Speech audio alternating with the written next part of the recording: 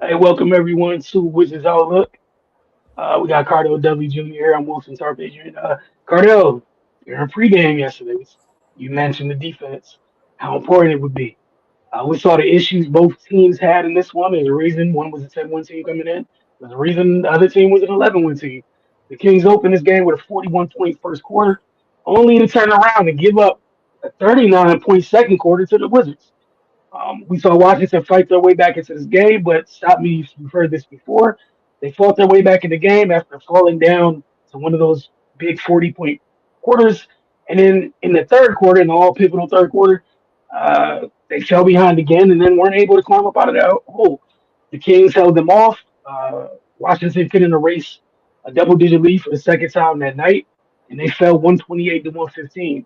The Kings shot 58% from the floor 48% from deep. The Wizards cannot expect a different outcome when allowing teams to shoot that well from the floor. Your thoughts on this?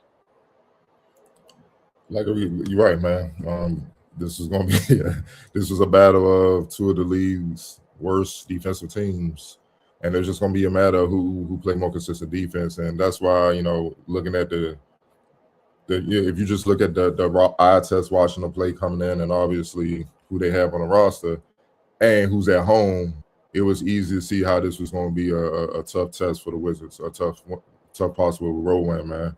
Not only because they're on the road, is because of even though they're a little bit past their prime, they got guys that have done it at the highest levels in the league, man. MVPs, All Stars, Finals appearances and stuff. So they have the know-how to do it. You know what I mean? And even though they're not a good defensive team on the Kings side of things, they know how to, when it's time to win, they know how to get the stops to win the game. And that's what you basically saw as the game, was trying to come to an end. It was ebbs and flows.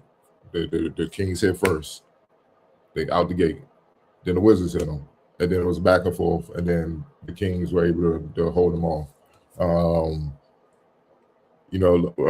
Russell Westbrook, Lord Jesus, we talked about him in the pregame, man. Say he had to be careful because he does not have he has one switch, and that's to be super competitive and go hard. And if you're not ready to deal with that, it will be a long night for you. I don't care if it's young Russ, prime Russ, nearing the end of his career Russ, nearing the end of a Hall of Fame career Russ. Got to give him the proper respect he deserves. Obviously, he just said in the press conference not too long ago, he's motivated playing former teams that he used to play for different reasons. And he had one of his most efficient nights scoring the ball since he became a King, 26 points on 9 of 14 shooting. Russell Westbrook was 6 of 9 from deep. 6 of 9 from deep. Russell Westbrook was 6 of 9 from deep. Past his prime, Russell Westbrook was 6 for 9 from deep. Even in his primes, you giving him that. That's what I mean, man. That's what I mean by, young teams not knowing how to win and not knowing the necessary things to put them in possession, to put them in position to possibly win the game, especially being on the road. You gotta. I mean, if he gonna do that, that's something. You got Zach LaVine, who has 16. He was 6 of 12, 3 of 6. DeMar DeRozan didn't even really need to go nuclear, man. 17 points, 6 of 13. And it doesn't hurt to have a former All-Star coming off your bench back in his first game back. He had 13, 6, and 5. He knocked on the triple-double off the bench. And that goes to the other second of my main point is how the bench, the Kings bench 30, I'll play the Wizards bench. 49-37. And then the turnovers, man. Turnovers. The King, and this further proves the point of young teams not knowing how to win. The Kings had 19 turnovers, and the Wizards scored 27 points off the turnovers. Typically, when you're a bad defensive team and you turn the ball over, you're giving them the win. And the Wizards couldn't even seize it because they couldn't defend. They couldn't stop anybody. And that's basically what it comes down to. They had balance scoring from the starting lineup, man. Certain guys, were efficient. Bub did his thing at point guard, 11 and 9, 3 or 4, 3 turnovers, really efficient point guard play. Trey Johnson didn't shoot the ball well from the field overall, but shot well from deep, 4 of 8, 18 points, 4 assists. Sarr, 19 points. He didn't rebound like he should, 4 rebounds. He's too talented for 4 rebounds. Keyshawn was 6 to 12, 15. He could be better. And Champagne 15 to 7, getting a start, 7 of 11. That's pretty much what he's going to give you, near double and efficient near double. But at the end of the day, man, if you don't get stops, which was we've been saying, it's hard to beat. And you got to be able to guard the 3-point line. You can't allow a team to shoot almost 50% from deep. That's too much. And they lucky that the Kings did turn the ball over, because what if they didn't? Those were extra possession to put more points on the board. And now you lost, instead of 13, you could easily trickle up to close to 20. So, yeah, man. Then the Kings want to rebound about them. Pat Riley, no rebounds, no rings. It applies game by game. No rebounds, no wins. It's as simple as that. You got to rebound to get extra possession. It's the same type of things that cost them the game, and it's the same type of things that they need to continue to try to develop to address and try to move in the right direction, man. But again, if you're not going to play defense, especially with the caliber, volume of 3-point shooting that goes on in the league and the pace and stuff, it's going to be a long night. Yeah, just those numbers are absurd. 58% from the floor. You can't overcome that. Like you said, for the Kings to turn the ball over that much and it just not matter at all, because they damn near shot 60 and 50 from the floor. 58 on the floor, 48 from deep. And it's not like this is, that Warriors team or something where this is what the Kings are normally shooting on a regular basis. That just shouldn't be the case, man. But player of the game for you in this one. Feel like it's obvious, but Mr. Westbrook. But here's the thing, bro. The Kings came in. Just one last thing about the 3-point shooting that makes this even more. It is what it is at this point. The Wizards are who they are, but makes it even worse. The Kings are 30th in 3-point attempts, 30th in 3-point makes. They're 21st in 3-point shooting percentage because they simply don't rely on it like other teams. They're literally the worst. Maybe not percentage-wise, but they make the fewest in the league. But they bomb the Wizards. Rebounding. They out-rebound the Wizards. 27th in the league in rebounding. Now, Sabonis hasn't been there. That's a big problem now. He there, that's different. We know they probably top 15 in the league because he's that good on the boards. But prior to that, 27th in the league, 40. Just a little over 40 rebounds a game. Steals. I gotta go back to the steals because they 9th in steals. How many steals did they have? They only had 5 steals, so the Wizards did a good job of taking care of the ball. It goes back to Bud, but still. Those are things on the scouting report I know they saw coming in, so you're aware of that, and yet it still happened. It is what it is, but yeah, Russell Westbrook. And to your point, those are the things that shouldn't happen. A team that literally you got to force them to take threes, didn't shoot 15 to 31 from 3. That meant they're extra comfortable. Like there was one clip out up there when you were talking, like DeMar DeRozan went into his normal series of moves and took a 3. You have to force DeMar DeRozan to take threes for the most part. Like defensively, if he feels comfortable taking threes, like West shot 6 or 9 from deep. These are dudes who just their whole game is heels on the 3-point line and down. And like you said, you got bombed by a team that doesn't really want to even do it. X factor in this one.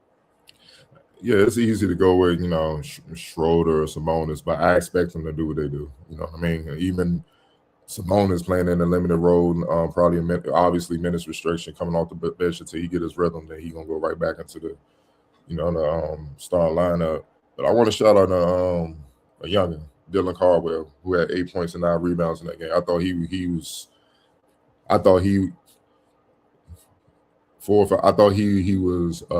hell of a difference maker. The reason why that bench y'all played the Wizards bench. Because think about it, even if Sabonis didn't come back tonight, the way Dylan Caldwell was playing, he would have got those minutes.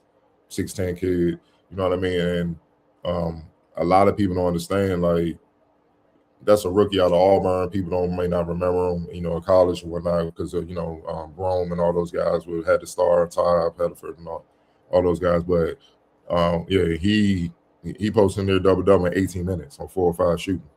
You see what I'm saying? Like, and I like the fact Sometimes he had 5 fouls. Now, some of us he was out of position and he got caught bad defensive position, bad fouls. But some of it was just him being physical and showing fight. You know what I mean? Like, my theory, man, if you, especially if you're a big man, if you finish the game with no foul, something wrong. Like, yeah, where you at, dog? Like, that means you just standing there. You was a cone. You're not active enough. You should at least be able to, you should finish the game with a couple, 2, 3 fouls at least. You know what I'm saying? As a big, but he was there. And here's the thing. On the Kings, he had the best plus minus on the team. He had a plus minus of 23 off the bench. So his impact was huge. So that means he was defending, obviously rebounding. He scored. He had 8 points. He didn't even get to the free throw line. 8 points, and he only averages 3 shots a game. Like, he's not even the guy they're looking for offense. So he even doubled his. He averages 4 points a game on the season. So he doubled that in this contest. So when you have a guy going like that, it changes everything defensively for a team that wasn't already playing great defense to begin with. So now you got to adapt it, go deal with this dude. So now with the other killers on the, all right, more space, more room to run and do what I do. That's why the Wizards, as the game progressed, really had no chance, man, because there's just too many guys. There was too many leaks in the dam, so to speak, man, that they had to, clog up, and they couldn't. Yeah, the only thing I was gonna add on him, you can feel his energy through the screen uh, during his 18 minutes, and obviously, the home crowd was feeding off it too. But a big impactful performance from him, and the Kings. I think they came into that game on a 3-game win streak, so they extended their win streak to 4. Obviously, they got a long way to go if they want to climb up the Western Conference rankings, but Sabonis was going for 27 games, and that's a hell of a piece to be going from your team for 27 of what, 41, Yeah. 42 games.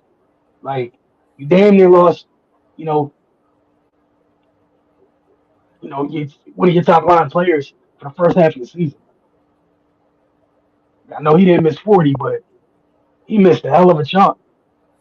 You would have to think if he's available, they have a bit more than 12 wins. But for Washington, they're over on this trip so far. It wraps up tonight when they take on Denver, who, even with Joker out, has decided they're still out there fighting. So we're gonna see what that looks like. We'll talk to you guys later for pregame and then outlook later this I evening. want to throw this in there before we go. Russell Westbrook is shooting a career high 35% from deep. So he's on the Jason Kidd plan as far as the 3-point shoot get better. How about that?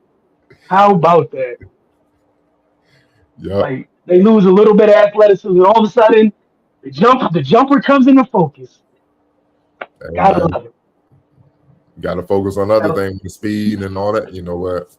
The vet. Let me focus on this more. I can't do it. Shout out to Russ though. He's been big for them this year. I'm definitely anxious if they can stay healthy and see if they can make a little bit of a run out west. Because look, man, again, missing Sabonis is life changing for them. Has been. And they got guys that know how to play. They ain't, we're the play-in 10, and they only 6 games out of the play-in. That's not something realistic. That's not something out of reach, though. Yeah, why not? If we look around the league, where people always talking about a lot of these young bigs that have become hubs for their team. Sabonis been a hub for them since he got there. That's what they've been missing. That's huge. Yeah, man. Huge. You battling, I'll say we don't know the job situation with Memphis, so you can't do that. But yeah, that Dallas is playing a lot better, and the Clippers obviously who's sitting in the 10th spot. So you got a couple of teams you got to rumble with, but it's not out of realm of possibility. Like, if they do make a run and get in that mix, I would not be shocked. Sabonis is that good. Like, he kind of does for them what Jokic does for Denver, what Sagoon does for Houston. He's kind of similar type of big. Not as good as Joker, obviously, but they do the similar things and all that. He's still an all-star caliber big, so it doesn't matter. But for the Wizards, you have no chance unless you start playing some defense, because that's the only way you're going to thrive, man. And you can't keep waiting until they get knocked down to the mat to play defense to get back into the game.